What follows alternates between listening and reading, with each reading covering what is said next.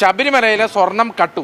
ആ കട്ടതും മറച്ചു വെക്കാൻ വേണ്ടി കേരളത്തിൽ വലിയ രീതിയിലുള്ള പോലീസിനെ ഉപയോഗിച്ചുള്ള വലിയ രീതിയിലുള്ള ആക്രമണമാണ് ഇവിടെ അഴിച്ചുവിടാൻ ശ്രമിക്കുന്നത്.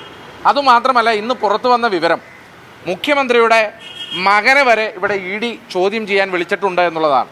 എന്ന് പറഞ്ഞാൽ മുഖ്യമന്ത്രിയുടെ കുടുംബമാകെ തന്നെ മകനും മകളും അച്ഛനും ചേർന്ന തിരുട്ട് ഫാമിലിയാണ് കേരളം ഭരിക്കുന്നത് എന്നുള്ളത് കേരളത്തിന് ഇതിനോടകം തന്നെ ബോധ്യപ്പെട്ടുള്ളതാണ്.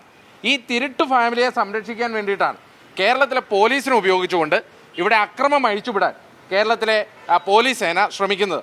അതിൻ്റെ ഏറ്റവും ഒടുവിലത്തെ ഉദാഹരണം മാത്രമാണ് ഷാഫി പറമ്പിൽ എം.പിക്കെതിരായിട്ടുണ്ടായ ആക്രമണം. നമുക്കറിയാം, ഷാഫി പറമ്പിലിനെ നേരിട്ട് ആക്രമിക്കുന്ന ദൃശ്യങ്ങൾ പുറത്തു വന്നതാണ്. പക്ഷേ ഈ പുറത്തു വരുമ്പോഴും ചില പോലീസുകാരും CPM-കാരും പറയുന്നത് ടിയർ ഗ്യാസ് കയ്യിൽ നിന്ന് വീണ് പൊട്ടിയതാണ് എന്നൊക്കെയാണ്. എങ്ങനെയാണ് ടിയർ ഗ്യാസ് കയ്യിൽ നിന്ന് വീണ് പൊട്ടിയാൽ ലാത്തിയടിയേറ്റ് മൂക്കിന് പരിക്കുണ്ടാകുന്നത് എന്നുള്ളത് നമുക്ക് മനസ്സിലാകുന്നില്ല. എന്ന് പറഞ്ഞാൽ കേരളത്തിലെ ചില പോലീസ് ഉദ്യോഗസ്ഥർ ചെയ്യുന്നത് CPM-ൻ്റെ പണി തന്നെയാണ്.